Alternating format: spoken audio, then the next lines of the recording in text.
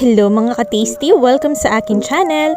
And for today's video ay gagawa tayo ng cheesy buttercorn. Parang social, diba? Pero sigurado ako marami ang nakakamiss sa inyo nito. Para naman sa complete list of ingredients, please check description box.